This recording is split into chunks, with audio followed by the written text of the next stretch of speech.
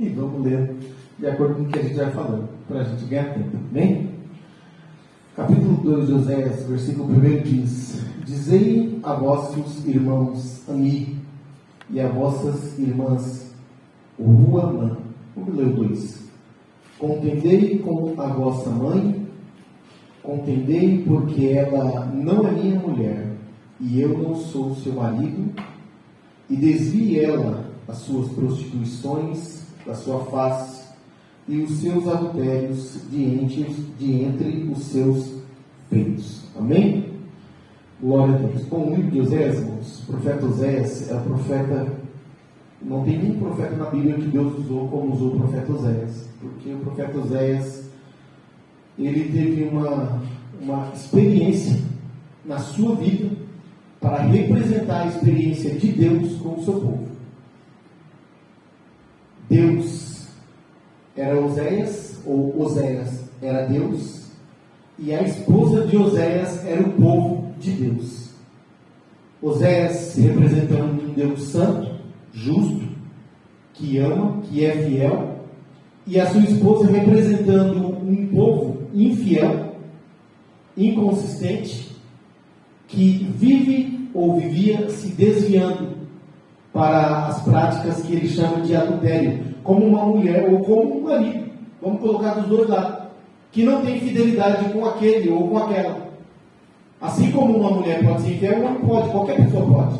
E Deus coloca aqui essa mulher como o povo, mostrando a infidelidade do povo, representado pela vida de uma mulher que vivia sendo infiel com seu marido. Então, no capítulo 1, Oséias, obedecendo a Deus, vai se casar com uma mulher, e a Bíblia diz que essa mulher, ela era infiel. A Bíblia chama uma mulher prostituta. Ele se casa com uma mulher que era certeza que ele seria traído. Geralmente, os namoros se aconselha a namorar justamente para conhecer a índole da pessoa com quem você procura se casar, não é isso? Porque enquanto há um namoro, ainda não é um contrato. Mas depois que assinou o contrato de casamento, diante de um juiz, obedecendo a Bíblia diz para não desfazer. Então Deus manda Oséias se casar com uma mulher que não tinha nenhuma chance de ele ter um casamento saudável.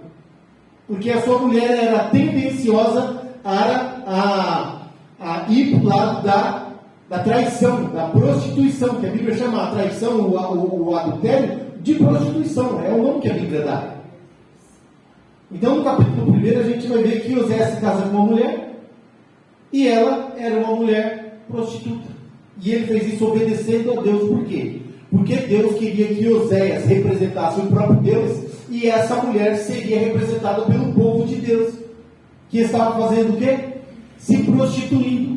Tendo um Deus fiel e bom, eles iam após outros deuses, oferecendo sacrifícios, cultuando, fazendo aquilo que Deus dizia que era pecado. Porque Deus, o nosso Deus, ele é único. A Bíblia diz que ele é santo e ele não divide a sua glória com ninguém.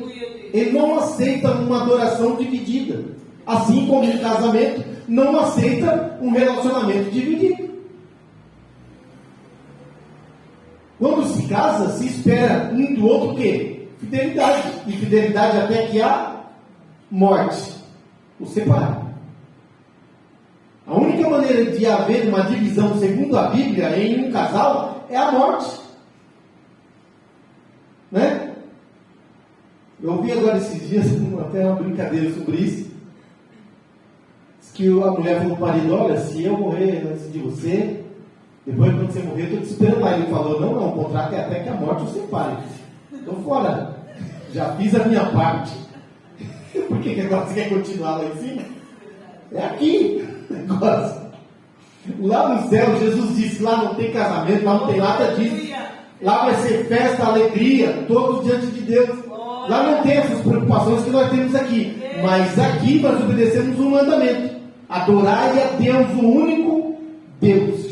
Alguém perguntou para Jesus: qual é o maior mandamento? Ele disse: o primeiro é: amai o Senhor teu Deus acima de todas as coisas. E o segundo: amai o seu próximo como a ti mesmo. São 2 mandamentos únicos e que fazem a diferença na vida de qualquer pessoa que o seguir. Então, Deus usa o profeta Oséias para representar o casamento entre Deus e o povo. Amém? No capítulo 1 a gente já estudou, a gente viu que Deus vem trazendo ali algumas palavras de condenação por causa da atitude do povo. Amém? Vamos entrar para o capítulo 2. Irmãos, fiz um resumo aqui para ver se a gente termina o capítulo todo hoje. Bom, do versículo 1 ao versículo 4, o profeta fala num tom de ameaça. Eu vou fazer um resumo primeiro e nós vamos voltar para a Bíblia aqui, tá?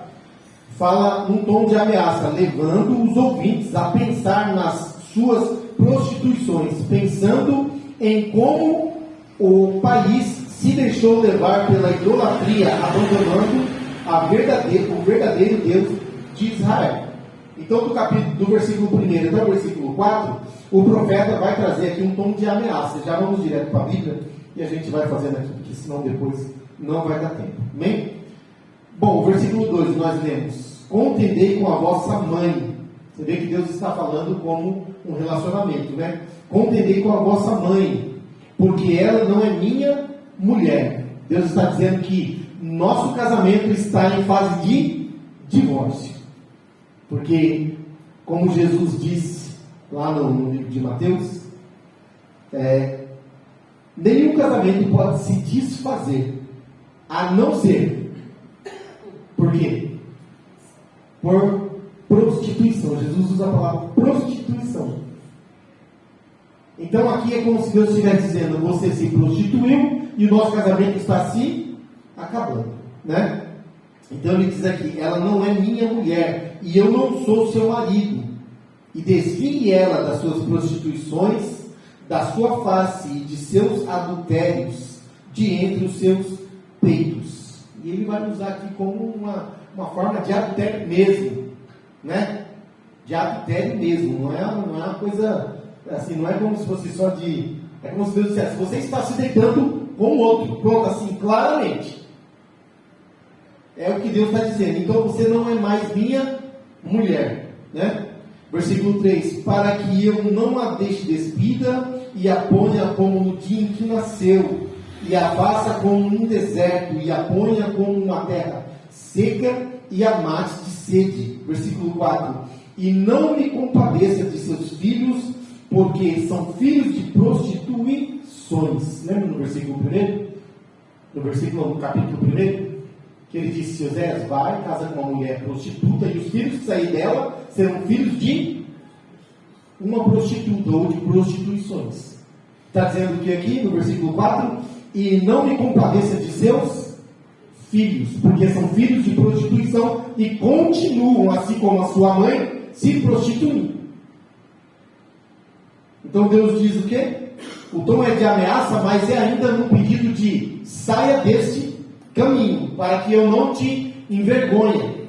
Porque ele vai dizer o que aqui? Para que eu não deixe você como no dia em que você nasceu, ou seja, nu.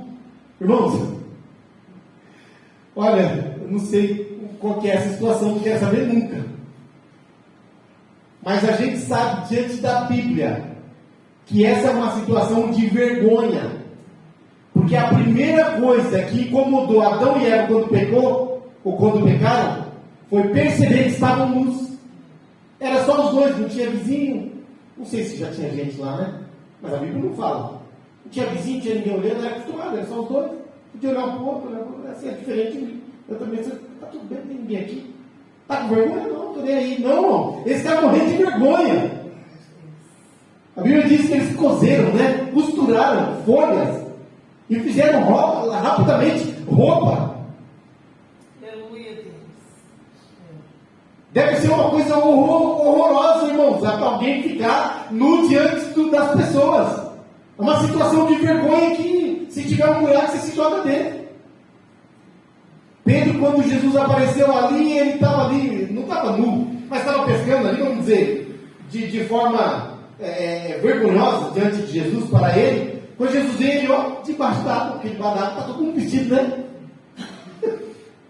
Por quê? Porque é uma situação de vergonha. Deus está dizendo aqui, olha, sai desse caminho, porque eu vou deixar vocês nu, envergonhados.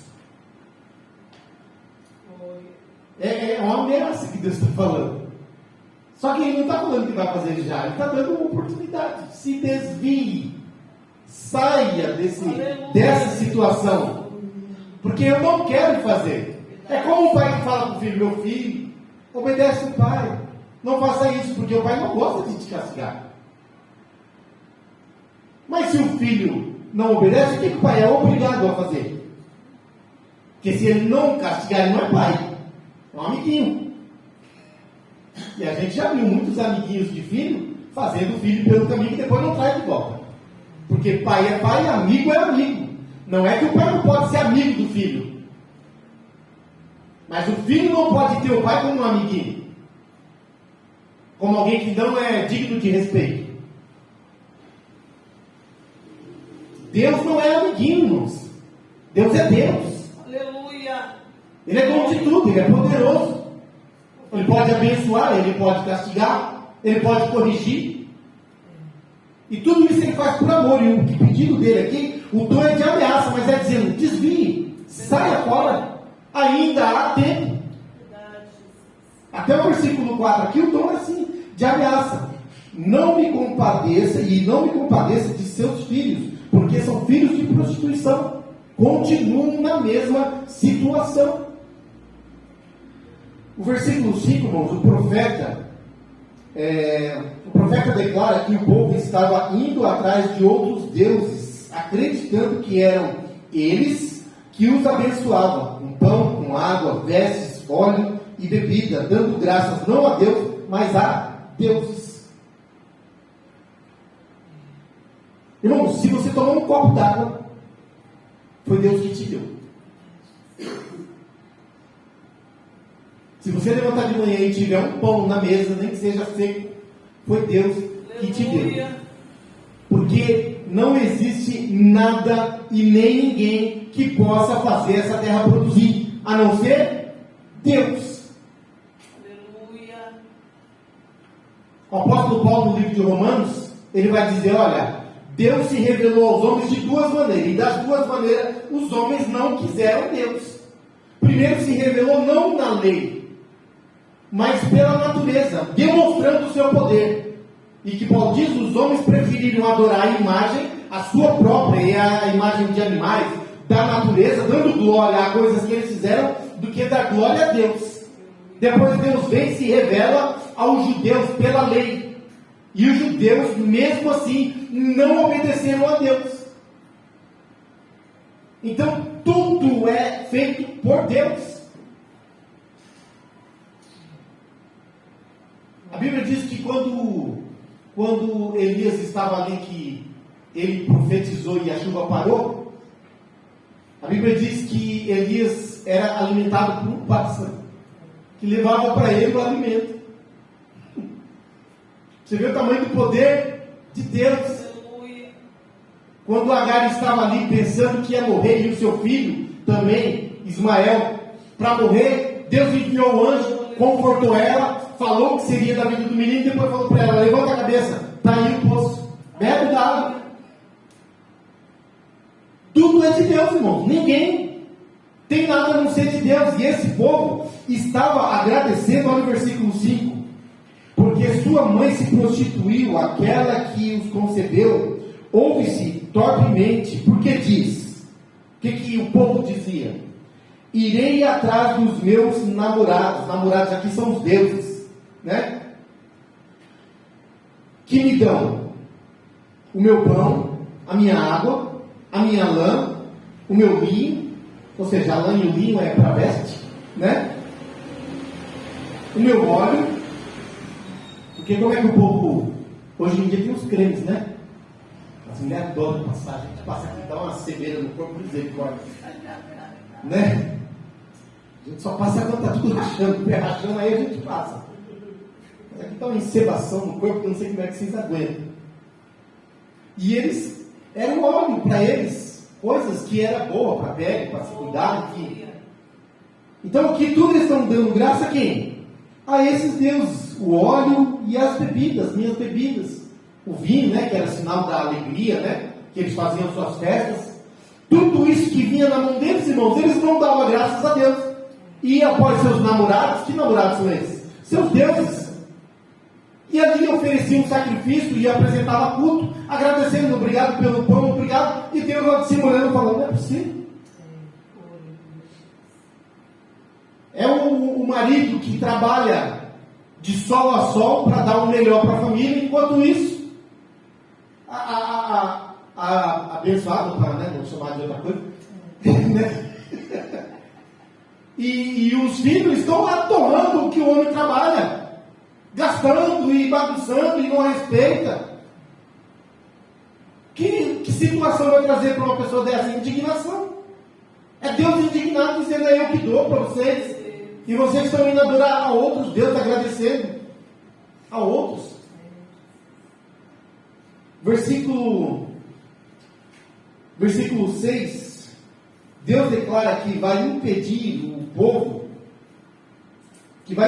povo nesse caminho de pecado, criando dificuldades e deixando-os perdidos. Olha só, irmãos.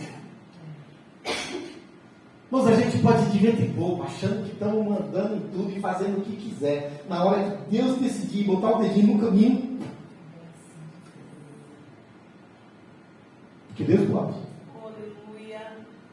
Não vou entrar nesse assunto, vou entrar e pular fora. Uma vez estava num pequeno debate com uma pessoa que adora debate, sabe? Eu fujo dos debates. As pessoas adoram debater comigo, não sei por quê.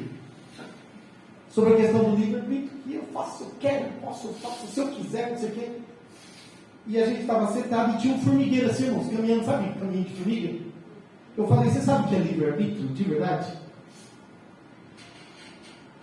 É sem interferência. Se você é livre, você faz o que quiser e ninguém interfere. Você vai até o fim da sua vida fazendo o que você quiser. Se morrer desse jeito, é problema seu, ninguém está dando de ombro. Faça o que quiser. Eu falei, mas olha só, botei o dedo assim no caminho da formiga. E as formigas se perderam no caminho. Eu falei, sabe o que é isso aqui? É interferência, é o que Deus faz na nossa vida. Se Ele quiser nos chamar, eu quero ver quem diz não. Aleluia. Verdade. O Jonas foi para Tarsa. Foi de navio. Meteram o pé na bunda dele e jogaram no rio. É, rimou, né? E ele voltou num grande peixe, que a gente chama de baleia. Mas foi. Um camarada livre, faz o que quer da vida dele. E como é que é esse negócio? Faz. Vai você. Vai no caminho que você acha. Vai eu no caminho que eu quero. Se Deus falar, você é meu, você é meu. Verdade. Como o nosso irmão que pregou aqui, o irmão do César, irmão Bel, como ele disse, você não é livre, você tem dono. Olha. E Deus diz o que? No versículo 6, né? Olha só.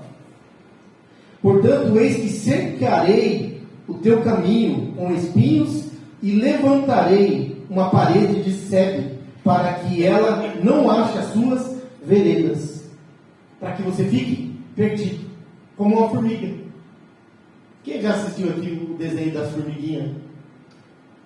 Elas estão lá, irmãos, trabalhando, tudo muito tranquilinho, tudo dando muito certo, cai uma folha no meio do caminho, elas entram em desespero. Aí vem alguém e fala, calma, é só dar a volta na folha. Irmãos, nós estamos no nosso caminho achando que está tudo certo. Acontece alguma coisa, sai do nosso controle e a gente entra em desespero. É ou não é assim?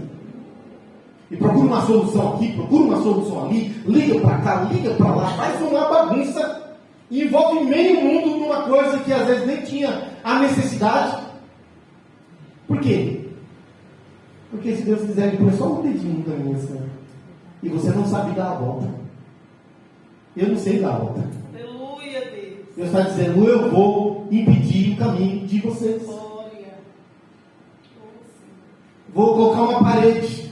Não é só o dedo, não, irmão. Uma parede. Vou botar espinho no caminho de vocês. Misericórdia. Aleluia. Versículo 7. Deus mostra como o povo reagirá quando não tiver mais saída, por não encontrar mais prazer, nem resultado nas suas idolatrias, e por estar sem saída, voltará para Deus, reconhecendo que só Ele pode dar uma vida digna. O povo vai reconhecer. Lembra do filho pródigo? Lembra? Da casa do pai, casa boa, cama boa, comida boa, respeito, que ele era filho do dono. Né? Geralmente quando tem um patrão assim que chega um filho, o que o povo fala? Chegou o filho do homem, chegou o filho do homem. Não é assim? Ele nem é dono, mas o povo já respeita, porque ele é. O camarada tinha tudo. Mas o que a Bíblia diz? Ele quis conhecer o mundo. E quando ele estava numa situação difícil, mas muito difícil, ao ponto de querer comer junto com os porcos, aí ele reconhece, diz, olha, na casa do meu pai, até os trabalhadores dele vivem uma vida digna, e eu agora estou aqui nessa situação. E ele reconhece e diz, então o que eu vou fazer? Vou levantar-me, voltarei, vou me humilhar, vou dizer para o meu pai que eu pequei contra ti. É Deus, irmãos. Ele permite. E ele até faz. Aqui está dizendo que Deus vai fazer. E tudo isso que Deus está fazendo, não é porque ele tem raiva do povo. É porque ele ama. O que é interessante, irmãos, é que tudo que Deus faz é um ato de amor. Não é um ato de vingança, de maldade. É um ato de amor. Versículo 7. Reirá em seguimento de seus amantes, mas não os alcançará, e buscá-los-á, mas não os achará. Então dirá, olha aqui, olha o filho pródigo aqui, irmãos. Ir-me-ei e tornar-me-ei a meu primeiro marido, porque melhor me ia então do que agora. Igualzinho o filho pródigo, mesma coisa. Situação difícil, não tem mais nada para frente, obrigado a voltar para trás. E reconhecer que era muito melhor antes do que está vivendo agora. Eu já passei por experiência de eu mudar a direção e lá na frente eu ter que me humilhar, reconhecer, pedir perdão e voltar. E glória a Deus que Deus me botou uma perna. Glória a Deus que Deus me pôs num aperto. Porque a gente não tem consciência das coisas enquanto tiver tudo. Não é verdade? Quando está tudo. Quando o armário está cheio. É comida de manhã, é pão de manhã, almoço bom, cafezinho à tarde, de noite mais um lanchinho. E come, festa, e para, e vai, e vem. O que Jesus diz? Olha, o povo. A vida do Senhor Jesus será como os dias de Noé. O povo vai estar casando, fazendo festa, dando em casamento, e vai ser. E o povo está na maior maravilha, até que chegou o dia. Porque o dia chega, não é verdade?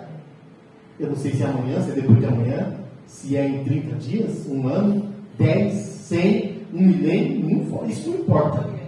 O que importa é que o dia chega. E Jesus diz o quê? De repente, quando o povo estava fazendo festa, começou o tempo a fechar. Quem viu hoje o tempo fechando à tarde? É rápido, não é? Assusta, não assusta? Não assusta? De repente o povo olha e fala, que isso aí, eu nunca vi isso aqui. Aí correram para o Noé, chegou lá, a porta estava fechada. E morreram para fora. Porque enquanto está tudo bem, ninguém quer saber, irmãos. Mas se Deus nos ama, Ele não vai deixar a gente ir bem. Ele vai botar a gente no aperto, em nome de Jesus. Eu peço, Senhor, se algum dia meu coração querer me enganar, não me deixe ir pelo meu caminho. Não me deixe, não quero andar pelo meu caminho. Se eu errar pelo caminho, me bota nele de novo. Nem que seja me colocando espinho de um lado, do outro, levantando uma parede aqui, para mim chegar lá no aperto, mas chegar lá. Porque é muito melhor, é o que a Bíblia diz, o caminho apertado, ele é espinhoso, ele é difícil, mas ele leva ao céu. Enquanto o caminho largo, espaçoso, leva onde? A perdição, o inferno. Então, aqui Deus está dizendo o quê? Versículo 7: e irá em seguimento dos seus amantes, mas não os alcançará. Vai acabar essa festa. E buscá-los-á, mas não os achará. Então dirá: ir-me-ei, tornar-me-ei a meu primeiro marido. É a melhor coisa, irmãos. É a melhor coisa. Deus está dizendo: vocês vão chegar no momento que vão dizer: não tem outro jeito, eu preciso voltar e reconhecer. Ele é Deus, é Ele que me ama, é Ele que pode. E eu vou ficar com Ele. Do versículo 9, irmãos, ao versículo 13, Deus declara que tirará as bênçãos que Ele deu ao povo, mas que o povo agradeceu a Baal. É Deus que deu. E Deus diz: eu dei, mas vocês agradeceram ao amante. Né? Então eu vou tirar. Deus está dizendo aqui, Ele vai tirar. O povo agradeceu a Baal, deixando Deus, né? Deixando-os envergonhados diante de seus amantes. Quem são esses amantes? Falsos deuses. E aqui, irmãos, até mesmo alianças com vizinhos. Porque tem gente que pensa que o pecado está somente em, não, eu estou adorando outro Deus. O pecado da igreja hoje não é idolatria desse povo, sabia? Mas o pecado da igreja hoje é confiar em coisas. É botar a sua confiança nas coisas. É dizer como aquele homem disse: tem aqui abastança para muito tempo, eu estou tranquilo. E esse povo aqui, como os governantes, costumavam a fazer aliança com países vizinhos, para que no momento de guerra, esses países vizinhos pudessem defendê-los, fazer uma aliança. Não está agora os Estados Unidos agora se envolvendo aí, e está um perigo, né, no mundo, né? Muito perigoso. Cheio de negro armado, tudo doido com a faca no dedo. E aí essas alianças fazem o quê? Se eu faço aliança com um país forte, eu me sinto seguro. Mas para o povo de Deus, irmãos, isso não pode. A segurança do povo de Deus é Deus e mais nada. Deus, Ele fica indignado comigo e contigo se nós começamos a confiar nas coisas ao invés de confiar nele. Eu estou ganhando bem, então eu estou tranquilo. Não, você está tranquilo não. Não, mas agora a minha casa está paga, eu estou tranquilo. Então você não está tranquilo. A sua tranquilidade é Jesus, é Deus. É Ele que pode te garantir amanhã a mesma bênção de hoje. O que Deus fez com o povo no deserto? Nós vamos chegar nesse ponto. No deserto vocês vão beber água quando eu der, e vocês vão comer o maná todos os dias. Vai pegar o do dia, a porção do dia, e vão se alimentar. E fique tranquilo que amanhã tem mais. Porém, vocês só vão ver o de hoje. Isso é dependente de Deus. Independente do que você tem ou do que você pode. Não existe garantia nesse mundo. Eu sempre falei isso. Lembra do plano Collor? Eu era pequenininho, mas eu lembro do desespero. Eu lembro bem. O que as pessoas estavam fazendo? Vendendo o carro, vendendo a casa e botando dinheiro no banco, porque o banco estava pagando mais do que o salário, não era assim? De repente, o que aconteceu? O governo foi lá e pegou de todo mundo. Acabou. Vocês vão receber agora quando eu quiser e quando eu puder. E muita gente ficou em situação difícil. Imagina você pegar a sua casa ali, que é paga, bonitinha, colocar no banco e o banco te tirar, e agora você vai morar de favor, de aluguel. Existe alguma segurança nesse mundo? Alguma garantia de alguma coisa? Não existe. Então aqui esse povo, não só falsos deuses, mas também confiança nas coisas. E deixando Deus de lado. Eu não preciso de Deus, eu estou seguro. Vamos dizer, eu tenho o Egito que pode me ajudar. Eu tenho aqui A própria Síria, que depois foi destruir eles, né? A gente pode fazer umas alianças com eles e eles garantiram alguma segurança para nós, que eles são poderosos. Eu posso confiar nos Estados Unidos. Quantas pessoas agora foram deportadas dos Estados Unidos? Estou garantido, estou nos Estados Unidos. Amarraram todo mundo, botaram no avião e ó, vai embora. Qual a garantia? Eu moro nos Estados Unidos, não quer dizer nada.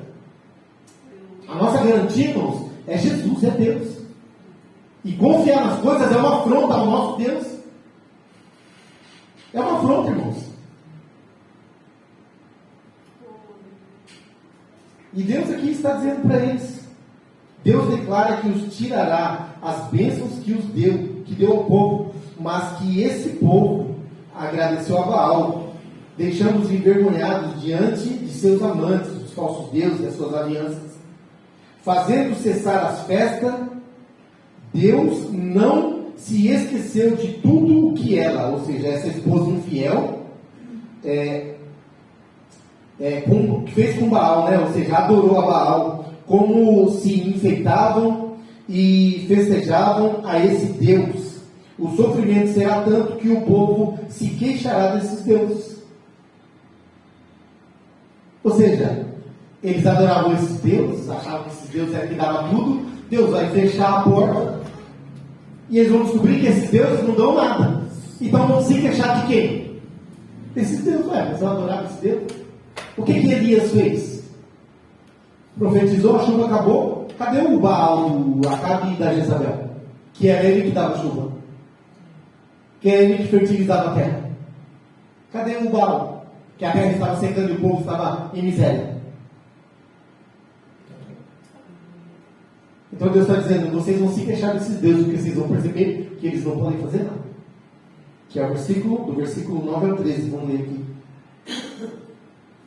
Portanto, tornar-me-ei, e a seu tempo tirarei o meu grão, Deus dizendo, e o meu mosto, no seu determinado tempo, arrebatarei a minha lã e o meu linho, com que cobrem a sua nudez. Deus está dizendo, eu vou tirar o mosto é meu, a lã e o linho é meu, eu vou tirar.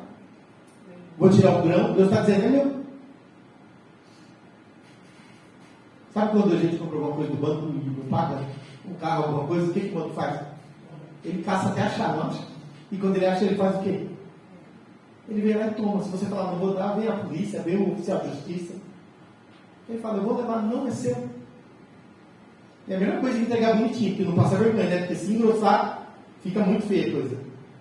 E Deus está dizendo, eu vou tirar, é meu, é eu que dou. Versículo 10. E agora descobrirei a sua vileza diante dos olhos dos seus namorados, e ninguém livrará da minha mão. Essa vileza aqui, irmãos, traduzindo aí no tradutor, eu vou declarar como você é vil. Uma pessoa vil, uma pessoa má, uma pessoa... Vou declarar diante dos seus namorados, vou declarar que você é uma pessoa, a sua vileza, né? Diante dos seus namorados. Sabe quando alguém é envergonhado assim, desmascarado na frente do outro? Que é aquela coisa terrível, não é mesmo? E Deus diz aqui, e ninguém os livrará da minha mão.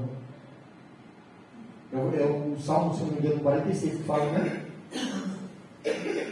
Que fala que agindo Deus, quem impedirá? É o 46? Eu acho que é o 46, não me lembro. Mas a palavra diz, agindo Deus, quem impedirá? Quem pode? Deus está dizendo que aqui, e ninguém livrará da minha mão. Hoje em dia eu não sei, né, como é que está. Mas eu lembro antigamente que para tirar um filho da mão do pai, uma vez vou falar, não, deixa. Não, né? Mas a gente estava por misericórdia, o povo estava em volta vendo tudo aquilo, não fazia nada. Ninguém tinha coragem de tirar a criança da mão do pai, nem da mão da mãe. Deus está falando aqui, eu quero ver quem tira da minha. Aleluia. Terrível, não é verdade? Ele que ele está dizendo aqui, irmãos, bem claro. Olha só o finalzinho. Ninguém a livrará da minha mão. Eita Jesus. E farei cessar todo o seu gozo. O que é gozo, irmãos? Alegria. E as suas festas. E as suas luas novas. E os seus sábados. E todas as suas festividades. Versículo 12. E devastarei a sua vide e a sua figueira, de que ela diz: é esta a paga que me deram os meus amantes? Eu, pois, farei delas um bosque, e as bestas feras do campo a devorarão. Aqui ele está dizendo assim, que o povo vai falar: é isso que esses deuses que eu adorava me dão em troca de tudo que eu fiz por ele? Todas as questões e todas as adorações. Porque, irmãos, adorar a Deus e oferecer um culto a Deus é fácil. Adorar a Deus e aqueles deuses não era coisa fácil, não. Esses deuses, irmãos, eles exigiam muitas das vezes até matança de pessoas. Crianças eram queimadas no fogo em adoração a esses deuses. Adorar a Deus, irmãos, Deus não aceita uma adoração que não seja santa e limpa e digna. Mas esses deuses, eles querem cada vez coisas mais difíceis. E esse povo aqui vai chegar no ponto que vão olhar e falar: tudo que nós fizemos para esses deuses, é isso que a gente recebe de volta? Porque quando Deus tirar o mosto e as festas, eles vão reclamar de quem? A quem eles adoravam? A esses deuses. Então é neles que Deus está dizendo: vocês vão colocar a culpa. Vocês vão reclamar desses deuses. É uma situação, irmãos, em que quando Deus quer, não existe como alguém permanecer naquela situação em que Ele vai. E Ele pode fazer, né? Versículo 13: e sobre ela visitarei os dias de Baal, nos quais lhe queimou incenso e se adornou por seus pendentes, e se adornou dos seus pendentes e das suas gargantilhas, e andou atrás de seus namorados, mas de mim se esqueceu, diz o Senhor. Aqui chega a ter um sentimento, né, irmãos? Quase que um ressentimento, não é mesmo? É como se Deus falando e olhando e falando: e de mim vocês se esqueceram. Que é aquele sentimento de frustração, né? De decepção. Essa palavra é melhor. De decepção. Quando você se doa, quando você dá o melhor e recebe o pior. Não é isso? É o que Deus está dizendo aqui. Mas de mim se esqueceram. No versículo 14 ao 23, para a gente terminar. Deus declara como restaurará a sua aliança com essa esposa, como sua sabedoria é maior e mais perfeita, como seus planos realmente não podem ser frustrados, porque quando Deus quer nos resgatar, Ele age, nos liberta, Ele pode. Deus levaria seu povo para o deserto, para o lugar onde Ele é a única esperança. Ou seja, se Deus ama esse povo, e aonde esse povo está, com toda a regalia, esse povo não ama a Deus, o que Deus vai fazer? Vai tirar esse povo dali e vai colocar num lugar onde esse povo não tem mais nada, a não ser Deus. Lembra do povo no deserto? Se eles queriam comer, eles tinham que pedir para quem? Para Deus. Se eles queriam comer carne, eles tinham que pedir para quem? Para Deus. Eles andaram no deserto durante 40 anos. A Bíblia diz que os sapatos acompanhados estavam de pé. Esses dias aconteceu o contrário com a gente. A gente foi na praia e eu vi um chinelo daqueles de borracha, parece aqueles crocs. E a gente deixou na areia e caí para dentro da água e ficamos lá. Quando eu voltei, que disse que o chinelo estava no meu pé? Até hoje não entra. Ele encolheu. O sol fez ele encolher. Aconteceu o contrário comigo.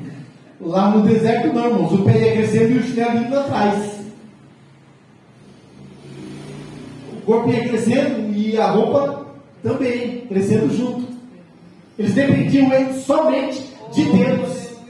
E Deus está dizendo aqui, vou levar vocês para o deserto, e lá vocês vão depender de mim. Que é do versículo 14 até o último.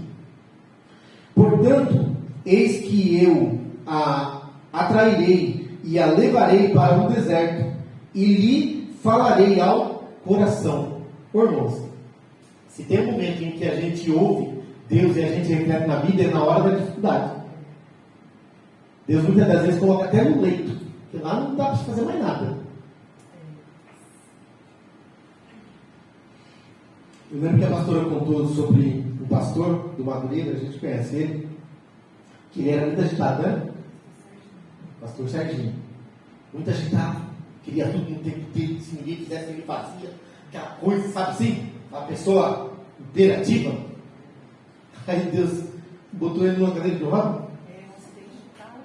Um acidente de roda, ele ficou na cadeira de um acidente de carro, e ele ficou na cadeira de roda. E ele pedia e tinha que esperar o povo fazer, não tinha jeito. Ele não tinha mais como fazer. Então ali ele meditou na vida, dizendo, bom, nem tudo é do jeito que eu quero. Às vezes a gente vai com aquele ímpeto e Deus fala assim, ó, ou você para ou eu te paro. Não é verdade? Você escolhe. E às vezes Deus para a gente. Esse povo, como não tinha jeito, Deus disse, eu vou parar vocês. E vou levar vocês para o deserto. Aleluia. E lá eu lhes falarei ao coração. Lá vocês vão me dar ouvido. Lá vocês vão ouvir a minha voz. Está entendendo? Aqui vocês não ouvem. Mas lá vocês vão ouvir. E lhe darei as suas vinhas dali e o vale de Acor, por porta de esperança, e ali cantará, como nos dias da sua mocidade, e como no dia em que subiu da terra do Egito. Lembra de Miriam cantando? Aquela alegria pelo milagre que Deus fez? Ali vocês vão fazer festa, mas vai ser comigo. E acontecerá naquele dia, diz o Senhor, que me chamarás meu marido, e não me chamarás mais meu Baal. Aleluia. É interessante, né, irmãos? Deus está dizendo assim, vocês vão voltar a me adorar. A adorar a mim, o verdadeiro Deus. Que vai me adorar com alegria. Mas vocês não vão mais adorar Baal. E da sua boca tirarei os nomes de Baalins, e os seus nomes não virão mais em memória. E naquele dia farei por eles aliança com as bestas feras do campo, e com as aves do céu, e com os répteis da terra. E da terra tirarei o arco, e a espada, e a guerra, e os farei deitar em segurança. Essa palavra aqui, irmãos, é uma profecia até mesmo para os dias que eu creio do milênio, onde Deus dará realmente segurança ao povo. Deus está dizendo, eu vou tirar o arco, a espada, não, quer dizer, não vai ter guerra. E a gente sabe que esse dia ainda não chegou. Estou falando aqui profeticamente para o povo de Deus. Ainda não chegou esse dia. Mas quando nós abandonamos essa falsa segurança e colocamos toda a nossa confiança e esperança em Deus, nós temos, irmãos, já aqui nesse mundo difícil de se viver, uma segurança, uma tranquilidade em Deus. Glória. Nós regozijamos e nos, como é que eu vou dizer, nós vivemos de verdade essas experiências com Deus aqui nesse mundo de dificuldade.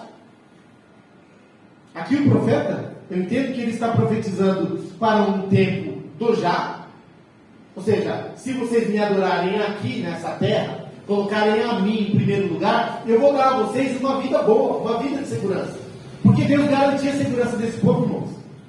Quantas guerras Deus venceu com esse povo sem precisar pegar em espada?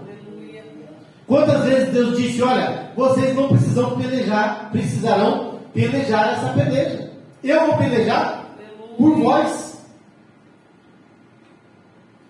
Esse povo já venceu, irmãos, batalhas, quebrando jarro com Gideão, tocando corneta com Josafá. Aleluia. Atravessaram um mar a seco. Irmãos, não tem nada na sua vida que Deus não possa fazer. Não tem nada que Deus não possa resolver. O problema é que nós queremos que Deus resolve, mas nós estamos pedindo socorro a outros. Aleluia. Nós dizemos que confiamos em Deus, mas a nossa esperança está em alguma outra coisa. Eu vou pedir para o fulano, eu vou pedir para o ciclano, eu vou fazer isso, eu vou aqui, eu vou tentar negociar isso, eu vou tentar fazer aquilo. Sendo que o único que pode fazer é Deus. Ele garante, irmãos, ele garante. Versículo 19: e despojar-te-ei comigo para sempre. Desposar-te-ei comigo em justiça, e em juízo, e em benignidade, e em misericórdia. Ou seja, uma vida justa, onde esse Deus ele terá misericórdia, porque Deus ele tem misericórdia. Quando nós confiamos nele, irmão, muitas das vezes, quando nós estamos numa situação difícil, ele nos tira. Irmãos, eu já tive situação na minha vida que já aconteceu, de eu orar a Deus e falar: Senhor, socorro, eu não tenho como fazer, eu vou ser envergonhado. Por 3 vezes nós quase perdemos a nossa casa, já falamos isso aqui várias vezes. E o banco ligando, dizendo assim: olha, vocês precisam resolver a situação, porque está em perigo de execução. O que é execução? É um documento que está tramitando pelo caminho ali. Se cair na mão do juiz, ele olhar e falar: está assinado, pode tomar. E ninguém mais vai voltar atrás. Na rua da minha casa nós vimos um povo, infelizmente, perder a casa. Não é que é humilhante, mas eu tenho certeza que eles não saíram fazendo festa. Eles entraram fazendo festa, chamando as pessoas para comemorar, mas eu tenho certeza que quando saíram com vergonha, frustrados. E Deus livre, irmãos, nós dessas coisas. Deus nos livrou muitas vezes, não porque eu era melhor que ninguém, mas eu só podia confiar no Senhor. Ninguém podia me ajudar. Deus está dizendo aqui, irmãos, que o relacionamento dele com esse povo que se volta para ele é um relacionamento de desposar. O que é desposar? Casar. Aleluia. Irmãos, o que mais uma mulher ou um homem de bem quer é encontrar alguém que queira se casar com ele. Não é isso? Alguém de bem para formar uma família. Aleluia. E aqui está dizendo que não será qualquer casamento. Por quê? Porque é um casamento onde o que vai habitar nesse casamento? A justiça. E juízo e misericórdia. Olha, irmãos. A justiça, irmãos, ninguém pode contra a justiça. E a misericórdia, que é o que nós precisamos todos os dias. É a promessa de Deus. Versículo 20: e desposar-te-ei comigo em fidelidade, e conhecerás o Senhor. Diz um pastor que eu gosto de ouvir, que no céu o nosso viver vai ser conhecer o Senhor e o conhecer, eternamente conhecendo de infinito que Ele é. Eu fico imaginando o povo, a alegria do dia de Pentecostes. E ali eles conheceram apenas um pouco do poder de Deus. Apenas um pouco. Deus derramou um pouco do poder dele para esse povo. Quando Deus derrama um poder na igreja, irmão, fala a verdade, dá vontade de ir embora do culto? Ali você falou, Senhor, você podia voltar agora e nós já ficar na glória e já te conhecendo todo o restante, eternamente. E Deus está dizendo aqui que o quê? Versículo: desposar-te-ei comigo em fidelidade e conhecerás o Senhor. Não tem melhor coisa na vida de alguém, irmãos, a não ser conhecer o Senhor. Conhecer a Deus, Jesus. E acontecerá naquele dia que eu responderei, diz o Senhor. Eu responderei aos céus e esses responderão à terra, e a terra responderá ao trigo, e ao mosto, e ao óleo, e esses responderão a Jezreel, que é o início lá do início da sentença de Deus com o povo no capítulo 1. Deus está dizendo: eu vou reverter, eu vou responder à terra vai responder ao mosto. Quer dizer, é uma ligação, é a natureza respondendo, vamos dizer, sim. É você plantar um pé de manga e nascer aquela manga boa, doce. Sabe? É você plantar e chegar no dia de colher aquela plantação que você fala: meu Deus, é mais do que eu imaginava. É você trabalhar, pegar o seu salário, e aí você resolve isso, resolve aquilo, parece que não acaba. Igual Jesus dando pão para o povo. Não, eu disse: manda o povo sentar aí, se organiza. Pega o cesto, vai quebrando os pão, e quebra pão. Irmãos, como é que pode, irmãos? Era 2 peixinhos, 5 pães, e no final deu 12 cestos, cheio. De sobra? Isso não foi uma vez, e da segunda vez sobrou 7. Você vê que os números da Bíblia são interessantes, né? 12 é o número de tribos e o número de apóstolos, discípulos. E o número 7 é o número de Deus, o número da perfeição. O que Deus faz é perfeito. Né? Até o versículo 23: e semeá-la-ei para mim na terra, e compadecer-me-ei de Lo-Ruama e de Lo-Ami, direi: tu és o meu povo, e ela dirá: tu és o meu Deus. O inverso daquilo que era no início.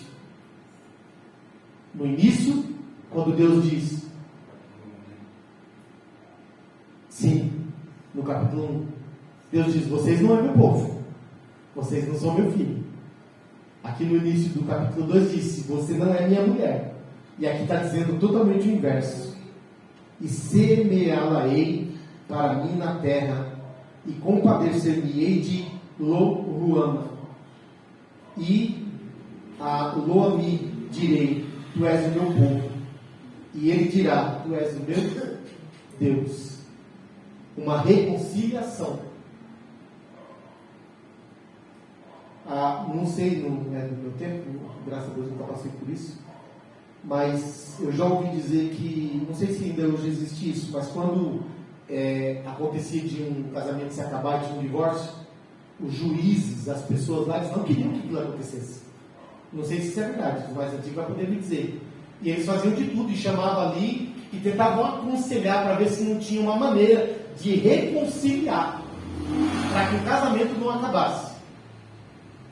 Porque, não sei se você sabe, mas eu acredito que é uma questão de lógica.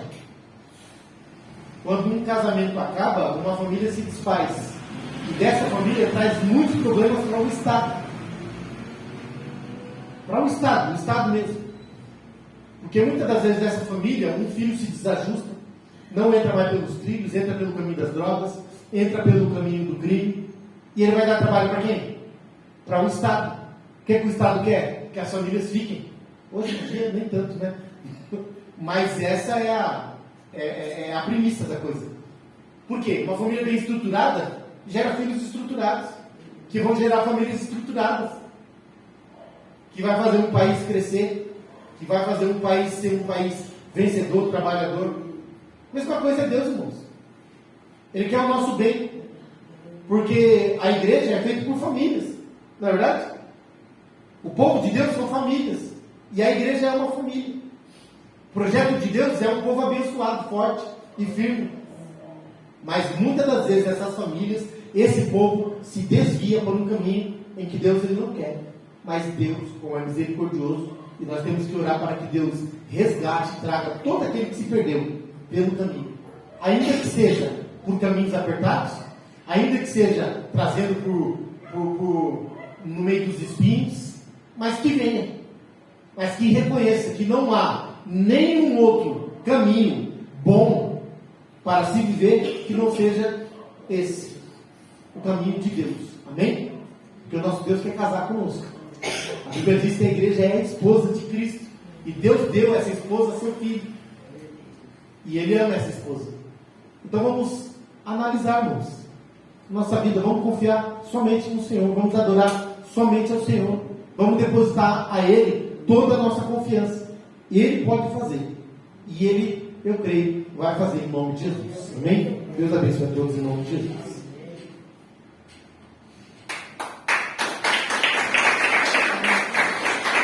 Agora, vamos chegar a Deus, mas no 193, não quero tomar mais tempo, mas nós vamos louvar. Jesus é bom, irmãos. E realmente Ele manda na nossa vida, né? E eu louvo a Deus por isso. Graças a Deus. 193. Deus abençoe a vida da Lucinha, da Isa, bem essa casa de vocês, né? Para quem não conhece a Lucinha, minha cunhada, a Isa é minha sobrinha, que é meu irmão, né? Esposa do meu irmão. Já congregou nessa casa, né, Lucinha? Seu lugarzinho está aí, ó. Oh, glória, você também, Isa. Mas eu creio que vocês estão congregando, né? Então, seja feita a vontade de Deus. 193. Vamos louvar ao Senhor. Glória a Jesus. Oh, glória. Bom estar na casa de Deus, irmãos. Eu convido sempre os irmãos a estar no culto de ensino, onde Deus, que é o nosso Pai, fala conosco, né? E nos mostra com clareza o caminho dos céus. Glória. Aleluia. Aleluia, Jesus.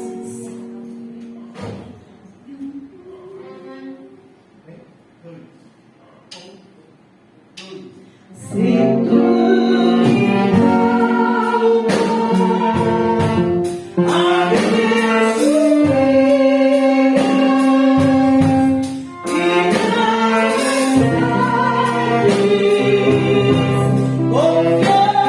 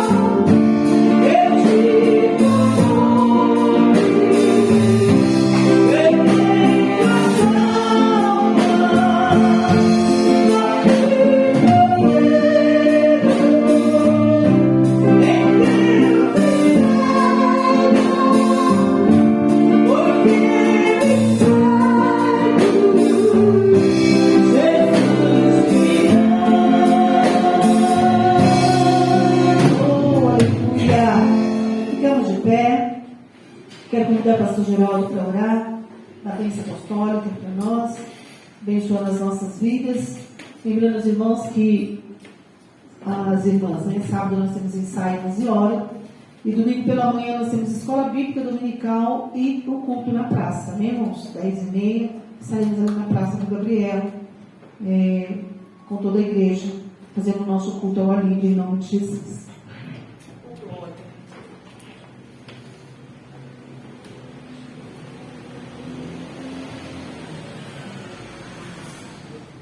Glória a Jesus. Obrigada, Deus. Passou para a igreja mesmo? Amém. Bênção de Deus, né? Estudo maravilhoso nesta noite. É gostoso a gente ouvir, né? Eu acho mais gostoso ouvir. Bem melhor. Oh, glória. Irmãos, eu quero pedir oração que os irmãos orem. Amanhã eu vou estar passando no médico e eu estou orando muito, porque um outro médico me encaminhou para esse médico, né? E ele falou assim comigo, olha, vai lá, quem sabe você vai dar uma sorte.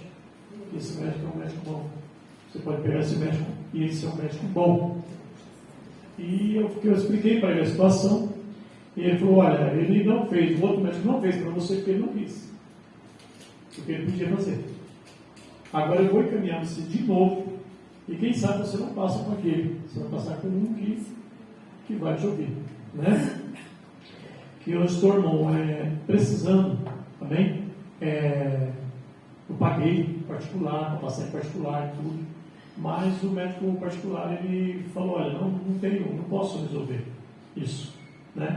Não posso resolver. A sua situação é uma situação que depende de outros médicos, né? E aí para você ficar pagando, você não vai resolver. Então, os irmãos oram, né? Eu vou passar amanhã, está marcado para 9h40, eu vou passar com ele. E eu acredito que, se for da vontade de Deus, né, eu creio que Deus pode resolver, mas é necessário eu passar com esse médico, né? Então os irmãos oram, amém? Para que ele venha me encaminhar para o médico que é o médico certo, né? Que eu creio que o nosso Deus que me foi falado aqui, é o médico dos médicos, né, irmãos? Mas quando é necessário que nós tenhamos que passar pelo médico, então que Deus assim coloque as suas mãos, amém? Oramos ao Senhor. Querido Deus, Pai amado, neste momento, aqui, Deus, Pai, te peço, Senhor, nesse momento já te agradecendo por esta noite, na qual aqui o Senhor nos permitiu, aqui, meu Pai, por esse ensinamento, essa palavra maravilhosa, meu Deus, que o Senhor, ó Pai, trouxe para cada um aqui neste lugar. Peço a Ti, ó Deus, em nome de Jesus Cristo, Deus, leva, Senhor, em paz a cada um para os seus lares, ó Pai, guardando, meu Deus, livrando de todo mal. Nós te pedimos, já crendo na vitória, meu Pai, de cada um. Nós te pedimos já nesta noite, em nome do Pai, do Filho e do Espírito Santo. Amém? Amém. A mão direita ao céu, que a comunhão do Pai, do Filho e do Espírito Santo seja com toda a igreja, não só hoje, mas para todos sempre, e todos digam amém. Deus abençoe e Deus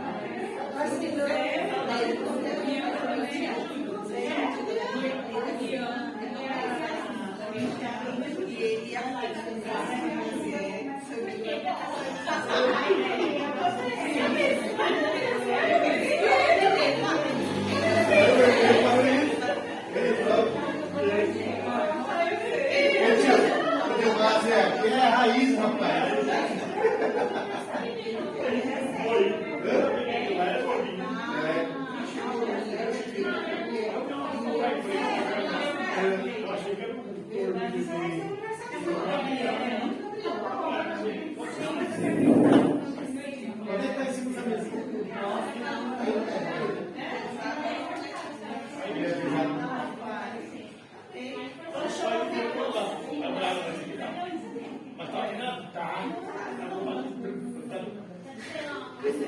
Aí tá do lado, aí a gente começa a perguntar. Só olhando.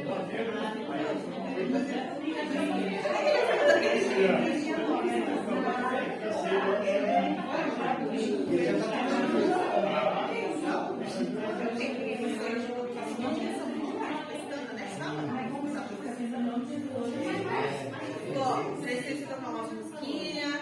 Continua treinando essas musiquinhas. Mas vamos treinar outra coisa.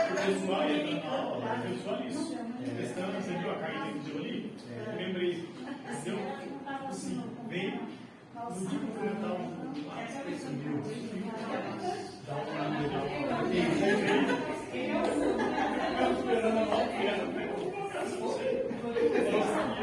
Eu sei, mas você esquece, né? Se ali cantando com aquele nome, Pode ser. na hora que eu não consegui. lá no lado.